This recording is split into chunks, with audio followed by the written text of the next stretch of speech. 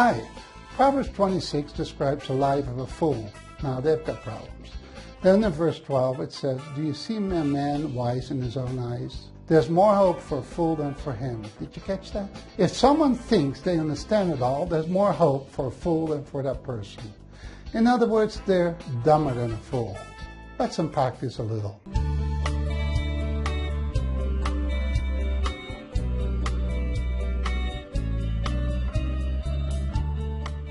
It's so easy to think that we figured it all out. Unless our faith is based on the truth of God's Word, we really don't know much.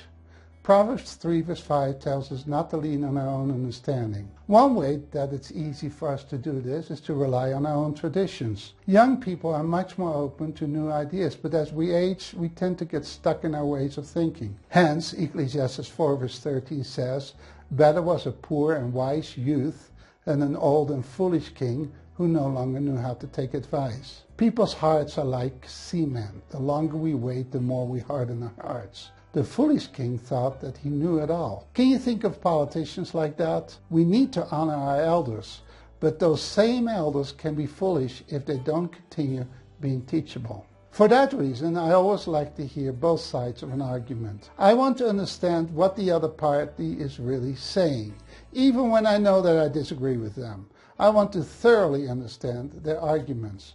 Believe it or not, we might really learn something, even if it means that we learn that we need to do more research. Now, that would be a valuable lesson. The ones who criticize you the hardest might be the ones who really give you a very valuable lesson somewhere, even if that valuable lesson was somewhat buried in a ton of criticism. I can tell you in ministry, I always look for solutions to certain difficulties that come up. And when I get a solution, it's so valuable. They can change the whole dynamic of our work. So don't be like the old crusty king. Learn to listen to advice. Now, one place we always need to listen to advice is the Bible. Whenever we approach God's Word, let's ask God to teach us. We sing Psalm 86 here in our groups. It says, teach me thy ways, O Lord, and I will walk in thy truth. Unite my heart to fear thy name. Now, you do need to watch this video so that you will interpret the Bible as the original readers would have interpreted the scriptures. God bless you. Bye-bye.